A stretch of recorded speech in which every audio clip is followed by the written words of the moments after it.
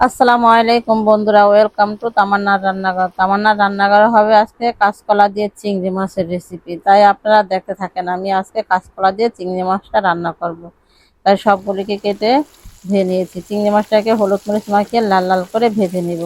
চিংড়ি মাছটা উঠিয়ে একই তেলের মধ্যে আমি পেঁয়াজ কাঁচামরিচ ভাজবো। পেঁয়াজটা এখানে কম দিয়েছি কারণ আমি পেঁয়াজ বাটা দিব।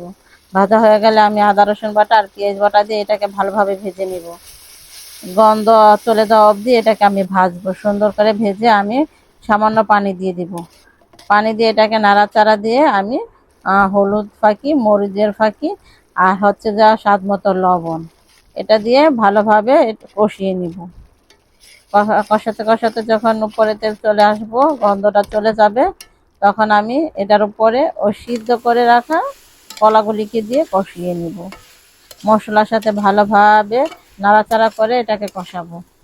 যদি আমার ভিডিওটা ভালো লাগে, আপনাদের কাছে বিন্দু পরিমাণ যদি ভালো লাগে, তাহলে লাইক কমেন্ট শেয়ার করে দিবেন।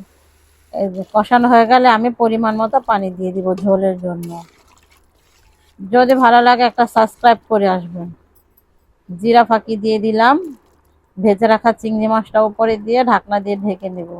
আমি প্রথমে কিন্তু চুলায় রান্না করেছিলাম, এখন গ্যাসের প্রচুর সমস্যা, তাই আবার ঘরে আমি কারি কুকারি দিয়ে দিয়েছি। এখন দেখেন বলক চলে আসছে। কিছুক্ষণ রান্না করে নিব। যদি ভিডিওটা ভালো লাগে বন্ধুদের মাঝে শেয়ার করে দিবেন আর একটা সাবস্ক্রাইব করে দিবেন। একদম সহজভাবে চিংড়ি মাছ দিয়ে কলার রেসিপি রান্না করে দেখিয়ে দিলাম। যদি ভালো লাগে ফলো দিয়ে পাশে থাকবেন।